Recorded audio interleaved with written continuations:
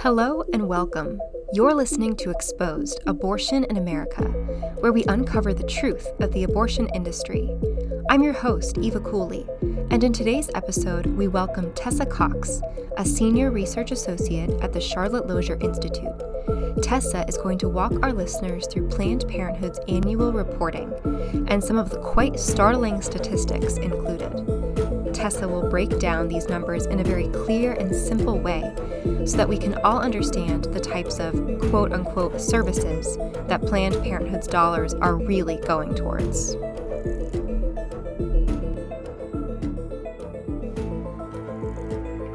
So I am here today with Tessa Cox, a senior research associate at the Charlotte Lozier Institute, and we're delighted to have you today, Tessa. Could you tell us a bit about your background? Sure, and thank you so much for having me on. I'm from Illinois originally, but I've been in the DC area for almost 8 years now, and most of my time has been with CLI. And it's really been just an incredible time to be with CLI and SBA and part of the pro-life movement, the lead up to Dobbs, and then that momentous Dobbs decision overturning Roe v. Wade, and then all of the hard work afterward in the past almost 3 years. So it's really been an incredible journey. That's wonderful. That's a great way to start off our podcast. Could you tell us a little bit more about what types of studies you've been involved in during your time with the Charlotte Lozier Institute? Well, it's really been a little bit of everything.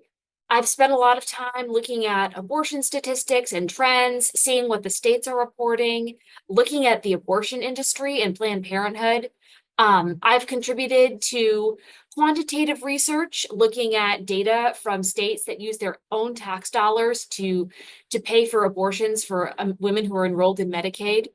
And I've also done qualitative research looking at women's experiences with abortion drugs and how really harmful they can be, obviously to unborn babies, but also to their moms as well. And then also looking at pregnancy centers and the good work that they do. So it's been a little bit of everything. That's great. And I just want to say thank you so much for your work because it has been so crucial to the pro-life movement. And I was wondering if you could talk to our listeners specifically about the Planned Parenthood annual report. Could you tell us what that is? Yes, so this is a report that Planned Parenthood puts out every year. A lot of organizations publish these, and it lays out what they've been doing for the past year, goes into their priorities, their activities over the past 12 months, and also breaks down their service data and their financial information. So it's really just summarizing everything that they've done over a year. And what years do you currently have the reporting on from Planned Parenthood? So the most recent report that Planned Parenthood has released is for the 2022 to 2023 fiscal year. But because Planned Parenthood is composed of national headquarters overseeing many different regional affiliates, a lot of the service data is from 2021 to 2022, just because it's based on that data that's reported to them by the affiliates. And then they have to crunch the numbers and publish it in their reports. So that lags behind a little bit. Okay, that makes sense. I'd love for you to talk to our listeners more about the specific services and the breakdown of these services that you found in this Planned Parenthood report, the most recent one. Could you tell us about the breakdown of the types of care that Planned Parenthood offers to pregnant moms? Well, so we always are interested in what is Planned Parenthood doing to serve pregnant moms and what portion of the pie does abortion represent in all this? And tragically, abortion makes up the vast, vast majority. And so we always look at what we would call pregnancy resolution services, or asking ourselves the question, if a pregnant woman walks into Planned Parenthood, what are the types of services that she's going to get? She could get prenatal care. She could get care for a miscarriage if that's how her pregnancy ends. She could get a referral for adoption, or she could have an abortion. And so if you look at these four different things, abortion made up 97.1% in the most recent annual report. Prenatal services, miscarriage care, and adoption referrals were only 1.6, 0.9 and 0.4% in comparison. So abortion is making up the vast majority. And we know that Planned Parenthood is doing more and more abortions. They reported 392,715 abortions in the most recent report. So that's nearly 400,000 abortions. And this is an increase that we've seen over the past few annual reports. In fact, it's an increase of 20% over the past 10 reports. So something that they're continuing to increase. Those are staggering numbers, Tessa. Are there any types of Planned Parenthood's care that has dropped over the years?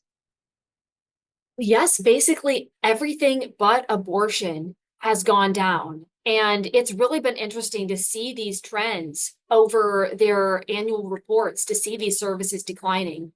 Since 2010, we've seen that total services are down 17%, that cancer screening and prevention services are down 71%, breast exams down 72%, pap tests down 74%, contraceptive services are down 39%, and from their peak in 2009, prenatal services are down 80%. So massive, massive drops across the board in many of these key services, while at the same time, abortions have increased. Wow. And do you have any statistics on the adoption referral rate as compared to the number of abortions that Planned Parenthood does? This is one that's really particularly sad to me, because Planned Parenthood has been doing more abortions and fewer adoption referrals. And in fact, in the most recent report, for every one adoption referral, Planned Parenthood performed 228 abortions. So just a staggering number of abortions compared to every woman that is given the option of adoption. Wow, that is powerful. Can you tell us more about Planned Parenthood and other statistics that you might have for them performing abortions? Well, it's just really interesting and saddening that Planned Parenthood is the market leader in abortion. They perform more abortions than any other abortion chain. And even as the total number of patients continues to fall, abortions are rising. I remember looking at one Planned Parenthood affiliate back in 2020, and over the same time period that they reported a 31% increase in abortions, they reported a 12% decline in patients.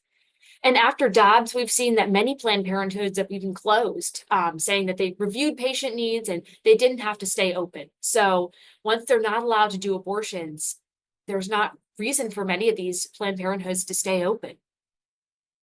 Hmm. I find that very interesting because Planned Parenthood on their website and in their messaging just makes it seem like they are all about women's health care. But when you actually look at the numbers, so much, such a huge percentage of their work is just performing abortions on a regular basis. And that's very distressing to women that might be looking for legitimate health care and women that may not want to be always deciding to have an abortion after going to a Planned Parenthood. I'd love for you to talk to us more about what you've discovered with Planned Parenthood's finances.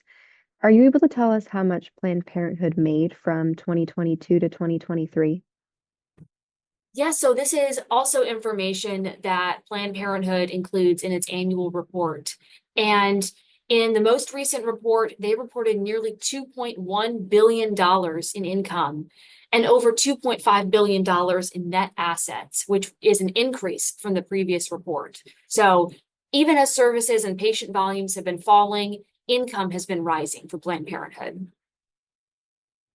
Can you break down for us how much of that income was taxpayer funded versus from private contributions?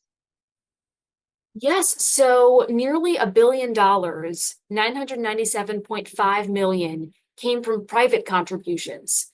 While taxpayer funding, that was nearly $700 million, 699.3 million. And that works out to almost $2 million a day that Planned Parenthood is bringing in taxpayer dollars in the form of government grants, contracts, and Medicaid reimbursements. And this makes up 34% of Planned Parenthood's overall revenue.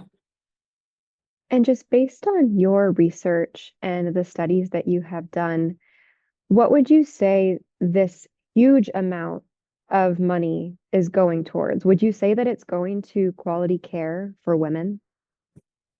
Well, that's a very interesting question, and it's particularly interesting since there was just a major New York Times article that was published this past weekend, um, detailing story after story of how women have received substandard care at so many Planned Parenthood centers, with even Planned Parenthood employees and former employees speaking out about the decline in quality that they've seen in their centers. And this is at the same time that the national headquarters is bringing in more and more and more money. They're spending that on pushing for abortion, promoting abortion, and a lot of it hasn't trickled down to the affiliates. And as a result, there are these stories of botched abortions, patients feeling like they're on conveyor belts. There was one really grotesque example where there was sewage that was flooding into one of the recovery rooms. So there were women sitting there recovering from abortions, smelling the sewage. And so you have this dichotomy where even as Planned Parenthood is making more money, they're spending less on patient care. Wow. And I think that just really goes to show what it is that Planned Parenthood actually cares about. It, based on their actions, it does not seem like they are putting all of this money towards making sure that they are giving women the quality, compassionate care that they truly deserve. And that example that you brought up of the sewage is just really horrifying. That's the last thing a woman would want to see at a center where she's seeking to get health care for herself and for her unborn child. I'd love to talk more with you about Planned Parenthood's finances. Can you tell our listeners how much Planned Parenthood's taxpayer funding has increased by? Yes, so that is actually up 43% from 2010.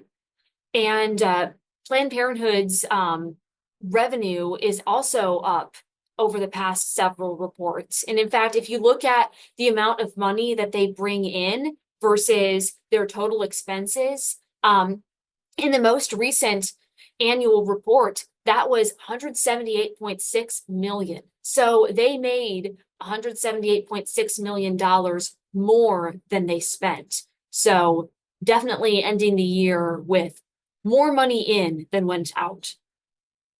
Wow. And you'd think that they could use some of that money to make sure that their centers are clean and well taken care of for their patients. But clearly, according to that New York Times article, that's unfortunately not the case. I'd love to talk more specifically about non-Planned Parenthood health centers that care for women. Could you tell our listeners what are pregnancy resource centers? Well, we've talked about a lot of depressing topics so far, so it's good that there are high quality, life affirming alternatives that women can go to. And one of the top options are pregnancy centers. And these are pro life centers that are there to support pregnant women, to support moms and dads who are facing difficult circumstances, or really just need someone to talk to and someone to process with. And they provide them with medical care and referrals, education, mentoring, and material support, baby clothes, diapers, car seats, everything that they might need. Um, and they do this for basically for free of charge for most clients.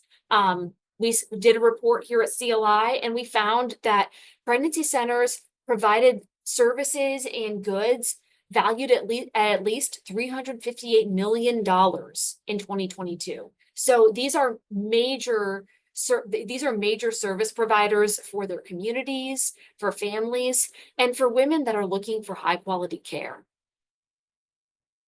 Wow, that stands in stark contrast to Planned Parenthood's motivation for why they are, you know, presenting themselves as giving care to women, because Planned Parenthood is able to rake in millions upon millions of dollars versus pregnancy resource centers are giving away millions and millions of dollars in resources to moms and babies. Could you tell our listeners more about why a pregnancy resource center might be a top alternative to going to a Planned Parenthood? Well, I think one of the main reasons is what you just mentioned. Pregnancy centers don't have ulterior motives. They aren't going to make any money off of your decision. And you contrast that with this recent New York Times article that describes Planned Parenthood centers being pressured to drive up patient numbers, to herd patients through. There was one affiliate that was trying to limit them to 10-minute appointments, just pushing patients through. And that's not how pregnancy centers operate. They're there to support women and support life. They'll give information, they'll give services that Planned Parenthood won't, like that material support and the parenting support. But they'll also stay by people's sides and be that encouragement and listening ear. And I've heard from so many people that that's what made the difference, feeling like they finally had someone in their corner. And that's what pregnancy centers exist to do. Yeah, Tessa, I've heard that same thing talking with various women that have had experiences at Planned Parenthood where these women have said, I just needed someone to listen. I really just needed someone to sit down with me and pause and tell me that it was going to be okay. But instead, when these women go to Planned Parenthood centers, it feels like they're in a factory. There's this very rushed feeling that they have to make a very specific decision. And according to the data that you brought up, pregnant women are almost always pressured into making a decision to be an abortion for their unborn child. And I think you're exactly right that pregnancy resource centers do not have that same factory-like feel. And it's really important for women to know that because unfortunately, Planned Parenthood has made it seem as though pregnancy resource centers are dangerous. They're evil. They're out to get women. They're out to spread lies and spread misinformation when in reality, that's quite the opposite. And that's exactly what Planned Parenthood themselves are doing. But another question for you is, what if someone just needs plain health care? Where should they go? Well, that's a great question. What if someone isn't pregnant and they need health care? Or maybe they are pregnant, but they just need primary care. Where should they look? And the good news is that there are really good alternatives in basically every community. And one of the primary examples would be federally qualified health centers, or FQHCs. And so these are community-based healthcare providers. They're vetted by the federal government. They receive government funding, and they exist to provide that healthcare to low-income and underserved populations. So that usually includes a sliding scale fee structure to make sure that everyone can afford the healthcare, and that involves all sorts of healthcare, primary care, internal medicine, behavioral health, even dental care and pediatrics. So a whole wide-ranging, comprehensive set of services that's designed to be there in the community and accessible for people. That's great to hear. And would you say that there are more FQHCs or more Planned Parenthood centers available to women? There are definitely way more FQHCs. So there are only a few hundred Planned Parenthood centers nationwide. And in contrast, there are thousands of federally qualified health centers. These are in every state, throughout the state. And it's just a completely different business model from Planned Parenthood. Most FQHCs are operated by a grantee that's receiving money from the federal government and operating these health centers, making sure that they have the funds that they need. And most grantees operate just one or two clinics, and some operate a few dozen. And so you have these grantees all over the country that are running these health centers and operating in all of these different communities, so that people can get the health care where they need it. That's very encouraging for women that there are many options readily available to them, and they do not have to be forced to go to a Planned Parenthood. They can go to one of these FQHCs, they can go to a pregnancy resource center. And I know you've already touched on this, but I'm wondering if you could kind of summarize this for our listeners. But could you talk to us a little bit more about the types of services that most pregnancy resource centers and federally qualified health centers provide? And then contrast that with the services of Planned Parenthood. Yes, so Planned Parenthood services are pretty limited. And then you contrast that with federally qualified health centers that are offering the full gamut of care. And it depends on location to location. Different FQHCs specialize in different things, but across the board, they're providing that primary care, the behavioral health care, family medicine, women's health, OBGYN, pediatrics, dental care. Most Planned Parenthoods don't provide primary care. They don't do mammograms. They don't do family medicine and this holistic sort of healthcare that FQHCs offer. And then Planned Parenthood doesn't offer the sort of material support and education that pregnancy centers do. Pregnancy centers are giving away millions of dollars in baby supplies. They're offering parenting classes. They're providing support groups to make sure that moms and dads don't fall through the cracks and that families are getting the support and education that they need. And they're with you long after you have that first appointment, trying to maintain an ongoing relationship. And that is not what Planned Parenthood does. They are there to have the one 10 or 15-minute appointment, rush you through, make their money, and then that's the end of the relationship. And that just really stands in contrast to pregnancy centers that are working to have that long-term ongoing support for whatever a family needs.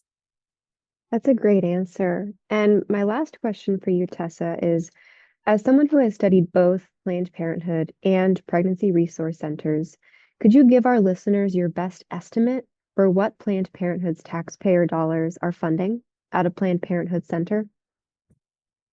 Well, a lot of the taxpayer dollars that Planned Parenthood brings in are supposed to be for family planning, but we know that money is fungible and that if taxpayer dollars prop up part of Planned Parenthood's budget, that just gives them the bandwidth to focus on what's really important to them. And it's become so clear from their annual report, from stories like the one that was just published in the New York Times, abortion is their priority. That's what's important to them. Their income has gone up and their abortion rate has gone up, even as other services have gone down, even as their patient volumes have gone down, they've done more and more abortions. And so it's clear to see that when it comes to the heart of the matter, abortion is what Planned Parenthood really cares about. Wow, that is such a striking way to end our episode today, Tessa. And I want to just say thank you so much for joining us here today. You are such a wealth of knowledge from all of your experience at the Charlotte Lozier Institute. And I know our listeners are really going to look forward to hearing what you have to say, because it's so important that these facts, these statistics get out there in an age where it's so easy for Planned Parenthood to use more emotional messaging tactics for women. And so it's just important that they are made well aware of the facts of what Planned Parenthood actually does and what Planned Parenthood actually cares about. So Tessa, thank you so much for joining us today. Thank you so much for having me on. Thank you for listening to Exposed Abortion in America. Our mission is to give you, our listeners, the truth when it comes to exposing the abortion industry. Tune in next week to hear more about the secrets, horrors, and history of Planned Parenthood.